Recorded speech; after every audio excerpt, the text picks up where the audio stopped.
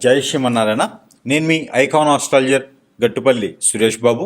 అయితే మనకి ఈరోజు విషయం ఏంటంటే కనుక పిల్లలు పిల్లలు ఒక జీవన శైలి, వారి ఆలోచన విధానం ఎలా ఉంటుంది, వారు చిన్న వయసులో ఉన్నప్పుడు ఎలా ఉంటారు, వారి ఆలోచన ఏంటి, ఏమేమి చేస్తూ ఉంటారు, వీరికి ఏదైనా దోషాలు వస్తాయా, పుట్టగానే ఏమైనా దోషాలు చేయించకపోతే ఏమైనా ఇబ్బంది అవుతుందా, ఎలాంటి ఇబ్బందులు వస్తాయి, వాటికి పరిష్కార మార్గాలు ఏంటి, అన్వేషణ.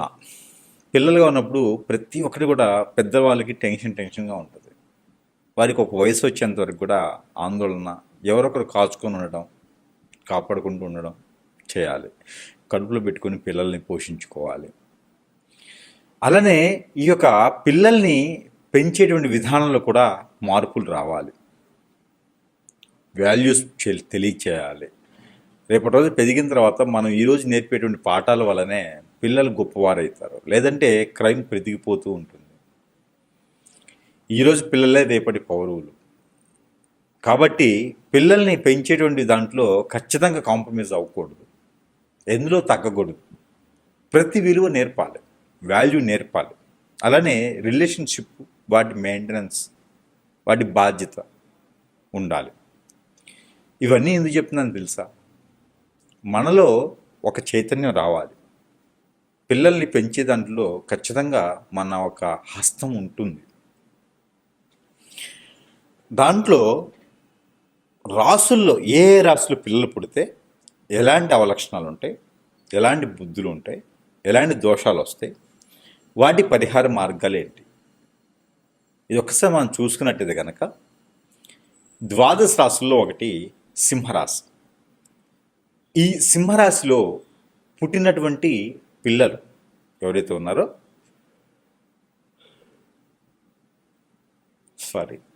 ఈ సింహరాశిలో ఎవరైనా జన్మించుంటే వీరికి ముందుగా ఒకటి అదృష్టం ఏమిటంటే, సింహరాశిలో ఎవరైనా పిల్లలు పుట్టి ఉంటే వారికి ఖచ్చితంగా అయిన మ్యాచే ఎక్కువ వస్తుంది.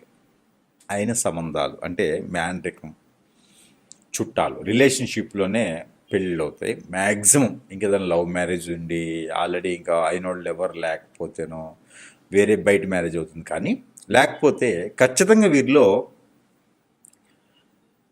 పెళ్ళి అనేది మేనమ్మమ్మ కూతురునో, మేనత్త కూతురునో, లేదా మేనమ్మమ్మ కొడుకునో, మేనత్త కొడుకునో, ఇట్లాగా అయిన వాళ్ళ సంబంధాలు లేదా దగ్గర సంబంధాలు, ఈ రకమైనటువంటి రిలేషన్షిప్లో అయితే ఖచ్చితంగా ఉంటారు. ఇది గుర్తుపెట్టుకోండి.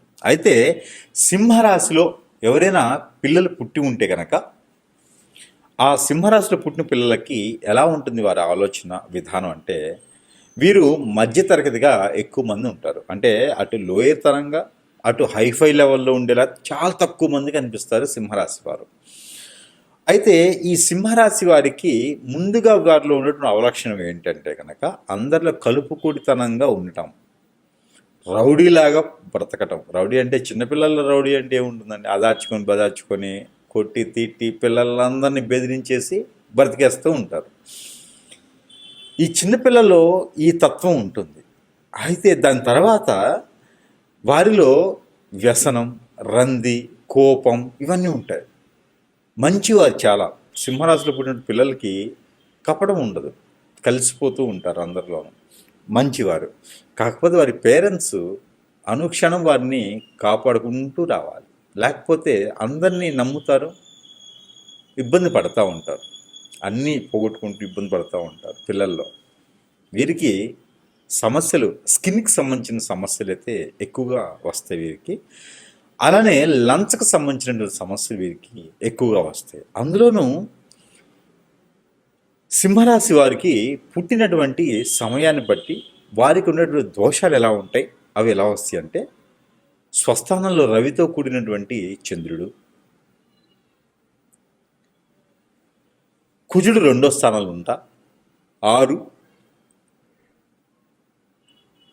కట్ కుజుడు 2, 6 స్థానాల్లో ఉండి, బుధుడు 2, 9 స్థానాల్లో ఉంటూ, శుక్రుడు 9, 11 స్థానాల్లో ఉంటూ ఉన్నట్టయితే వీరికి ఖచ్చితంగా భార్య దూరం అవటం, పెళ్ళిళ్ళు కాకపోవటం, అయిన పెళ్ళి నిలబడకపోవటం, ఈ పెళ్లి సమస్య. కాకపోతే జీవితంలో ఎదిగేదానికి ఇలాంటి సమస్యలు వస్తాయి. జాబులు వెసులుబాటు రాకపోవటం ఇలాంటివి ఉంటాయి. అలానే ఈ సింహరాశి వారికి పుట్టుకతోనే కొన్ని రకాల దోషాలు ఉంటాయి. వీరికి ఏంటంటే పూర్వీకుల దోషం అని ఉంటుంది. అది ఖచ్చితంగా సింహరాశి వారి సొంతం. ఈ పూర్వీకుల దోషం ఉండడం వల్ల వీరిలో ఒకటే దాంట్లో నిలకడగా ఉండలేకపోవటం, చదువు మధ్యలోనే ఆగిపోవటం, చదివింది గుర్తులేకపోవటం, ఏ పని చేద్దామన్నా విఘ్నాలు రావటం, ఇలాంటివి అయితే వీరికి సమస్యలు అనుకోవచ్చు. అలానే వీరికి గండాలు కూడా ఉన్నాయండి. ఈ యొక్క సింహరాశి వారికి చిన్నపిల్లలుగా ఉన్నప్పుడే కొన్ని గండాలు అనేది ఏర్పడతాయి. కొన్ని ఫీవర్ లాంటివి కానీ ఇంకా పెద్ద సమస్యలు బాడీలో వచ్చేసి వారికి మొదటి స్థానంలోనే అంటే ఏడో సంవత్సరం లోపే కనుక వారికి అతిపెద్ద గండం లాంటిది ఆరోగ్య సమస్యతో వస్తుంది. లంగ్స్, స్టమక్ లాంటి ప్రాబ్లమ్స్ వచ్చేసి చాలా ఇబ్బంది పడేటువంటి పరిస్థితి పేరెంట్స్కి ఉంటుంది. ఇంకా ఆ గండం తప్పిందిలే అనుకుంటే పెద్ద అయిన తర్వాత ఫ్రెండ్స్ ద్వారా కావచ్చు, వెల్వేషన్ ద్వారా కావచ్చు, రిలేషన్ ద్వారా కావచ్చు మోసపోవటం, పిల్లల్నే మోసం చేయటం ఇలాంటివి ఉంటాయి. అందుకని పేరెంట్స్ అనేది పిల్లల్ని కాపాడుకుంటూ ఉంటే వారు రేపటి అదృష్టవంతులు అవుతారు. దీంతో పాటు సింహరాశి వారికి మరొకటి ఏంటంటే కనుక పుట్టగానే వీరికి కొన్ని రకాల శాంతులు ఉంటాయి. ఆ శాంతులు అనేది ఖచ్చితంగా చేయాలి.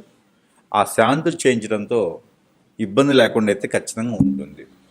ఈ శాంతులు ఎలా ఉంటాయంటే కనుక నవధాన్యాలు, నవగ్రహాలు, ఈ శాంతులు అనేది నవగ్రహాల శాంతులు ఉంటాయి. ఈ శాంతులకి ఖచ్చితంగా వారికి సపోర్ట్ చేసి పుట్టినప్పుడు కాకుండా 3 మాసాల లోపు అయితే ఈ శాంతి హోమం, శాంతి పూజ చేయించినట్టయితే బాగుంటుంది. అలానే ఎక్కడైనా మానసదేవి అమ్మవారు కానీ కాలసర్పదోషం, కుజదోషాలు లాంటివి ఉంటే కూడా వాటికి అభిషేక అర్చనలు చేయించుకోవాలి.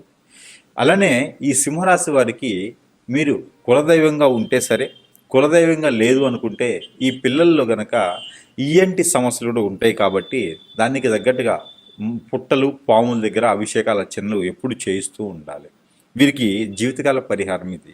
అలానే ఈ యొక్క సింహరాశి పిల్లలు ఎవరైతే ఉంటారో వీరు 6 మాసాలకు ఒకసారైనా సరే ఏదో ఒక మొక్కో, చెట్టో నాటాలి. ఎక్కడైనా పర్వాలేదు, ఇంట్లో అయినా, బయట రోడ్డు పక్కనైనా, ఆలయాలైనా వీరు చెట్లని నాటడం ద్వారా మంచి జరుగుతుంది. అవి ఏంటంటే కనుక దానిమ్మ చెట్టు కానీ, రావి చెట్టు కానీ నాటాలి. ఎక్కడైనా సరే 6 మాసాలకు ఒకటి నాటినట్టయితే మీకు గ్రహరీత్యా దోషాలన్నీ కూడా పిల్లల్లో ఇబ్బంది లేకుండా, ఆరోగ్య సమస్యలు అవి కూడా దరిచేరకుండా ఉండేందుకు ఆస్కారం ఉంటుంది. కాబట్టి ఈ రకమైనటువంటి చెట్లు నాటడం, వాటి చేత మంచి పనులు చేయించడం, అందరిలో అవలక్షణాలు పొందడం, అందరిలో హెల్పింగ్ నేచర్ ఉండటం లాంటివి బాగుంటాయి. ఇంకోటి వీరికి గండాలని చెప్పుకున్నాం. ఈ గండాలని చెప్పుకోవడం వల్ల గండాలు మా పిల్లలకి రాకుండా ఉండాలి అనుకుని పేరెంట్స్ ఖచ్చితంగా వారికి తోడుగా ఉండాలి, అండగా ఉండాలి, ప్రికాషన్స్ ఇస్తూనే ఉండాలి సింహరాశి వారికి. అలానే వీరికి గండాలు తప్పిపోవాలి అనుకుంటే కనుక ఏదైనా 2-3 రకాల పువ్వులను తీసుకుని వెళ్ళి గణపతి స్వామి వారిని పూజించుకోవాలి. అయితే కనుక వీరికి ఇలాంటి బాలదశ రోగాలు కానివ్వండి, ఈ గండాలు కానీ రాకుండా ఉండాలి అనుకుంటే కనుక వీరికి చిన్న పరిహారం కూడా చెప్తాను. ఆ పరిహారం నిమిత్తం కనుక సింహరాశి పిల్లలకి చేసినట్టయితే ఖచ్చితంగా వారిలో ఇబ్బంది లేకుండా ఉంటుంది. ఏమిటంటే ఈ పరిహారం చిన్నపిల్లల్లో వారు నిద్ర లేవగానే బ్రష్ చేసుకోగానే ప్రతిరోజు కూడా ఒక 2 మిరియాలు ఇచ్చేయండి. నరఘోష, నరదిష్టే కాదు, ఈ సింహరాశి పిల్లలకి నరఘోష, నరదిష్టి కాదు. అలా కాకుండా ఎవరైనా చెడు ప్రయోగం చేస్తే వారి వద్దకు రాకుండా ఉంటుంది. దానితో వారి ఎదుగుదలకి ఇబ్బంది లేకుండా పనిచేస్తుంది. మతిమరుపు లేకుండా మేధాశక్తిగా ఉంటారు. ఈ పరిహారం చేయండి. దాంతోపాటు ప్రతిరోజు మీకు కుదిరితే లేదా వారంలో ఒకసారైనా సరే ఎండుమిరపకాయలు ఒక 7 తొడెములు ఉంచి దిష్టి తీసేసి బయటపడేయండి, లేదా పెంక మీద వేపండి. దాంతో సింహరాశి వారి మీద ఉన్నటువంటి కన్ను, చూపు వేరే వాళ్ళది, అలానే వారికి ఉన్న నరదిష్టి, నరఘోష కూడా తొలగిపోతుంది. ఈ రకమైనటువంటి ప్రయత్నం చేసి సింహరాశిలో పుట్టినటువంటి పిల్లలకి అదృష్టవంతులు అవ్వచ్చు. ఈ చిన్న పరిహారాలతో వారికి ఉన్నటువంటి దోషాలన్నీ కూడా పటాపంచలేకపోతాయి. కాబట్టి ఈ ప్రయత్నం చేసి అదృష్టవంతులు అవ్వండి.